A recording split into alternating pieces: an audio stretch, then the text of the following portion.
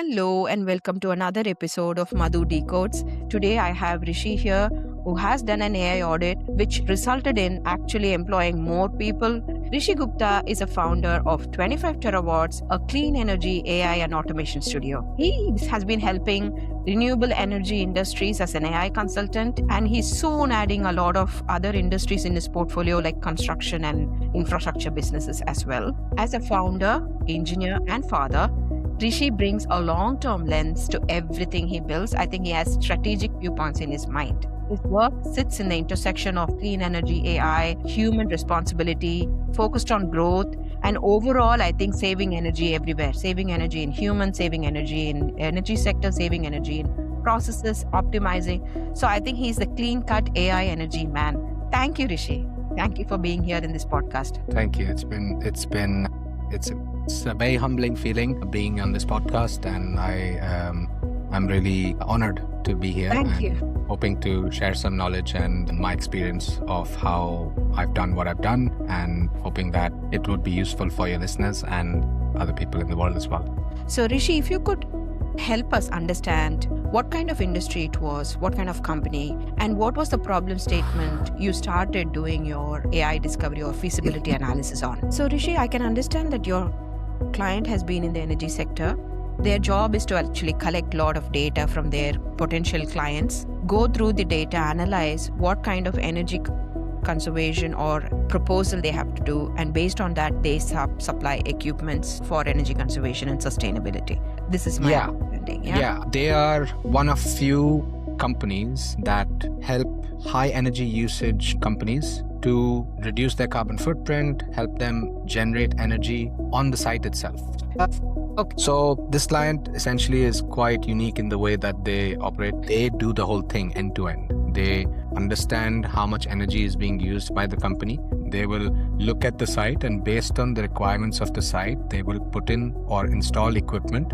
So they are solution agnostic in that sense. They meet the demand of the site based on the kind of demand there is. So they really optimize that and try to get to a place where the investment that goes into installing the equipment is balanced out by the gain from, let's say, the energy bill saving is as quick as possible. So they optimize for that. So the solution is based on that. So they look at the energy bills for the whole year of that site. If it's multiple sites, they look at multiple sites. Then they clean up that data because it's meter readings. Sometimes there can be errors, missing data and whatnot. Once that data is cleaned up, which in itself is, you can imagine, hundreds and thousands of data points. Every half hour there's a reading. So all of that data needs to be analyzed, assessed, cleaned up before they then represent it into another form, which gives them a clear indication of what the demand is. Once they have understood what the demand is throughout the whole year, then they look at the boundary conditions, which is obtained from the survey, that what is the potential of the site. So if it's this much area, then how many solar panels can be fit in that area? How much sunshine is there? How much wind speed is there? How much access to a well is there so that they can probably pull out geothermal energy?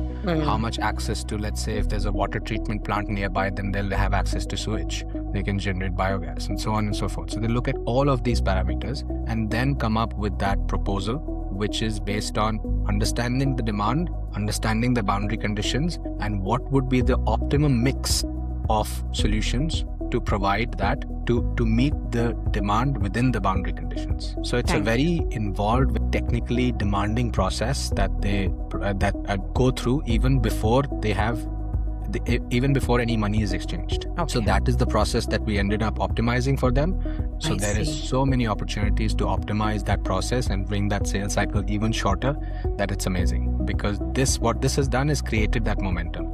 So the first 3 to 6 weeks that it takes to just generate the proposal, if it can be done in 3 to 4 days, it sets up the whole sales cycle. It creates such a good positive momentum that it has that knock-on effect of, okay, they got back to us so quickly, then we also should get back to them quicker. So then the whole relationship becomes much more proactive and involved, and it leads to that result that they have gotten. And there is an interview that I have conducted, which I have available on my social media as well, which I encourage your listeners and viewers to check it out. And I have the company sales and marketing director speaking about what the benefit that they have gained from this process as well. Thank you, Rishi. I can understand that you have reduced the sales cycle, the data heavy and intelligence heavy sales cycle from 3 to 6 weeks to 3 to 4 days. That's a massive improvement on its own. And that has given you knock-on effects on other areas as well, right? So should we look at what was their as-is process and what was the improved version? Is there something that you can share to us? Yeah, I can share the case study that I have on my website. So please let me know when you can see my screen. Yeah, we can see your screen. Thank you. Okay, so here within case studies, we have various ways that AI and automation on custom software can help is to reduce costs, offer more value to your customers, and also to develop stronger customer relations. This particular customer comes into the offer more value part because we are able to provide more value to their customers using this process. So the proposal generator is what was demonstrated to the company, and this is being implemented as we speak.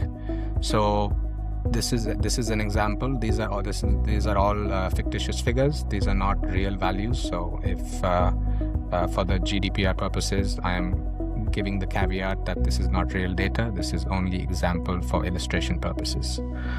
So let's take for example a BMW manufacturing plant in Germany that is being analyzed by them potentially, and then we look at their data. So as I said, the first thing that they do is plot all the energy data that they have for the whole year. So this can be viewed as hourly data, daily data, weekly, monthly data. Once they have all this data, sorry to interrupt here, Rishi.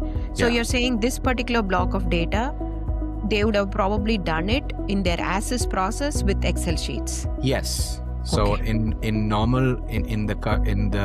the previous way of working, they would have got all that Excel data, all that data, plotted it into Excel and generated those graphs on Excel. So the first thing the tool does is you just upload the data as it is. So data upload and correction. So once the data has been uploaded, then the process starts of this of analyzing the data and helping the solutions architect to analyze the data quicker and gain key insights on a more automated way rather than having to sort of think through it again and again. Okay, so you automated that part of validation, the data analysis and plotting of the graph as well. Yes. That was the proposal. Okay. Yes. So once the data is plotted, then because as I said, like sometimes there can be some errors in the data. So there can be like missing data or something like that. So what this does is identifies those errors as well. And you can just see that, okay, there's a data point missing there. So they were manually cleaning all this stuff before. So this has been changed to hourly. So within a few hours of some data, there is a data point missing there. So that can skew up the results. These sorts of things can be there among hundreds of thousands of data points. This can be happening, let's say 1,000 times. So all those errors, they were manually correcting by looking at the trend. So if they would have this reading, let's say at 1.8 and this reading at 2.3, then they would average it between 1.8 and 2.3 to be 2, for example, just to keep it clean. But right now it's 0, so it could throw up a bit of an error. So imagine correcting this for thousands of data points is a lot of work, as you can imagine. But what the AI does is identifies these outliers and then suggests corrections, or the solutions architect is also able to manually correct the errors as well. So once they have enough confidence in that correction algorithm working fine, they can just literally click one button and correct all the errors. And then they can also interrogate the corrections afterwards to make sure that the corrections are sensible.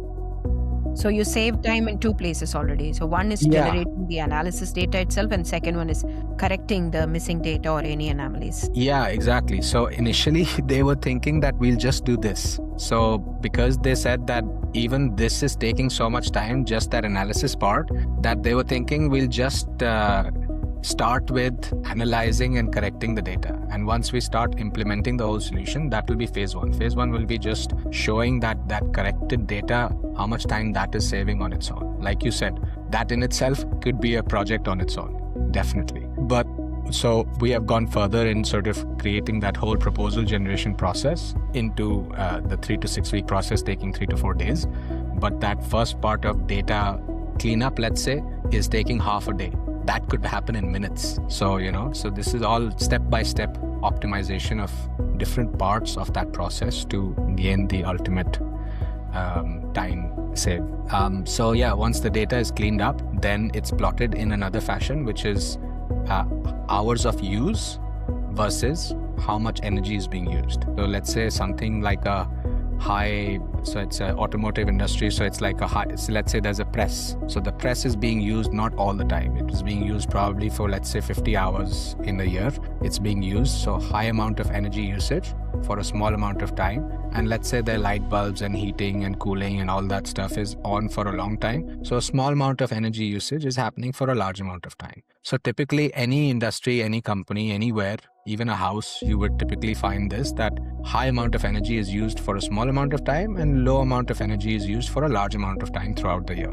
So typically you have this sort of graph that is generated from that initial data. Once this is obtained, then they have a clear understanding of the peaks and sort of what is the peak demand for how long. So all of this was being done manually. Now the automation software is able to give insights on all of that data automatically based on what are the parameters that they used to typically look at. We will train the model to look at those parameters and just give them the answer straight away in front of them, saying that according to this data, this is the peak load, these are the sort of patterns in the winter, these are the patterns in the summer, and we can tweak and change this as they see fit. We have even looked into creating like a chatbot that will help them even chat to the data.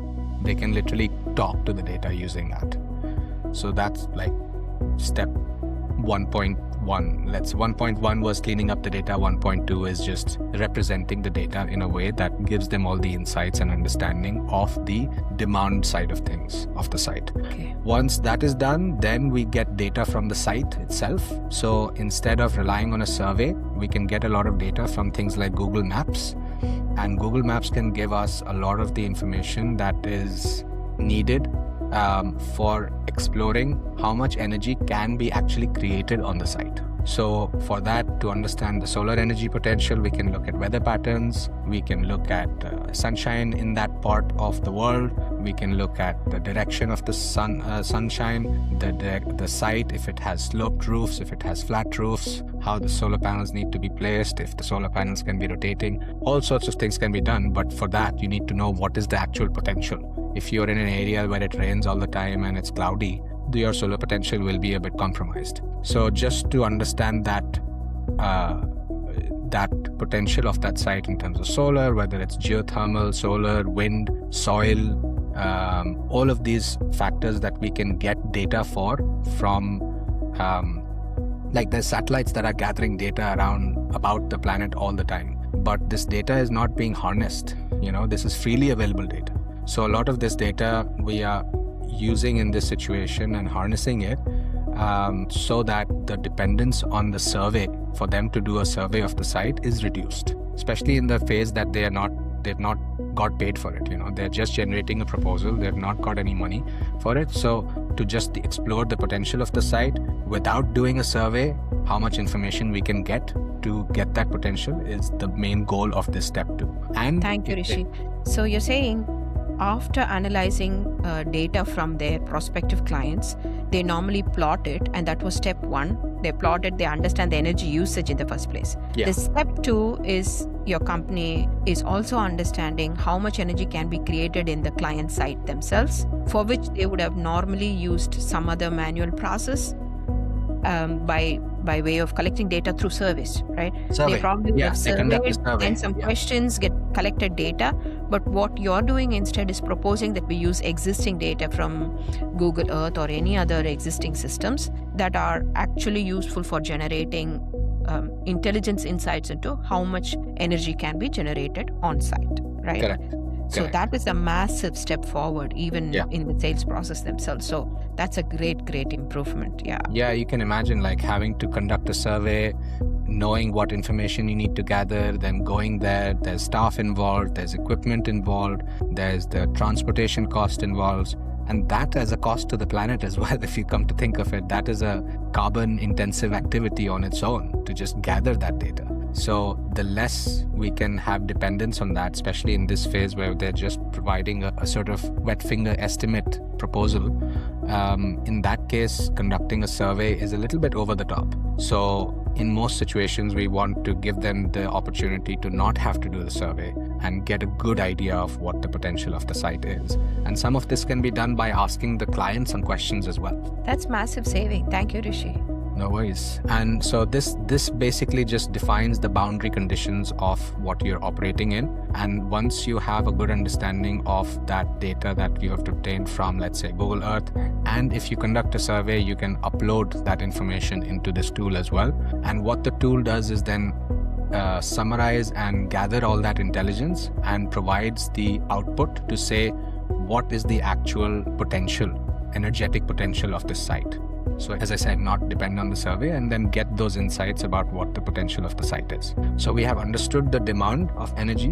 We have understood the boundary conditions. Then it is a matter of generating the solution. So what we have done here is trained the algorithm to, based on their previous solutions that they have developed, to start coming up with suggestions to saying that, okay, this percentage of the equipment needs to be heat pump, this percentage needs to be boiler, chiller, thermal storage, solar PV, geothermal, wind turbine, biomass, to meet the demand of the energy in a way that is optimized for investment rate of return. What that means is how much investment is going in and how quickly your return from that investment is coming back. So they can even vary and modify the solution on the fly, which is also a really good function that they were really impressed by, because this gives them the freedom to, if the customer says that they have to make a change, they don't have to go back to the drawing board and then come back with a solution. They can just make changes on the fly while they're giving the proposal. And then once all this is determined, then it's a matter of representing the data in a way that they want to see it in different. This is called a Sankey diagram, which is very popular in the energy industry. And then how much energy is being generated throughout the year from the different sources. Like in the summer, you'll have more solar energy. In the winter, probably if it's more windy in the winter, then you have more wind energy, and so on and so forth. And then you can generate a detailed proposal. You can export the technical specifications of all the equipment that's needed. So they were doing all of this manually, remember. They were taking all this data, creating those presentations, plotting these graphs every time that they were developing a solution. So this tool just does it automatically for them. So it's like your Jarvis to your Iron Man, like the solutions architect was Iron Man without his suit and without Jarvis before, and we have given him that functionality to be Iron Man. Thank you, Rishi. So I'm going to summarize the third step, and you can correct me if I'm wrong. So the third step for your client would be to use the data insight, to use the on-site energy creation potential and the boundary conditions. And then the third step is actually to do the solution proposal to their potential clients, right? As part of their solution proposal, they will have to understand what are the technologies or transformation opportunities they already have in the company that they can use and map it against the data. So that's the left-hand side, the technology mix that I'm saying, the black bar chart. So that's an analysis of the data and their existing solution, marrying them up and giving a potential third-party, a potential mix of what the client can use, right? Yes, so it's basically looking up all the different technologies that exist or they are aware of. The data that we have collected and giving a potential solution to the energy companies, to the BMW the supply companies. Side of things. So it's basically you have understood the demand of energy, you have understood the boundary conditions, and then you marry that up with the supply.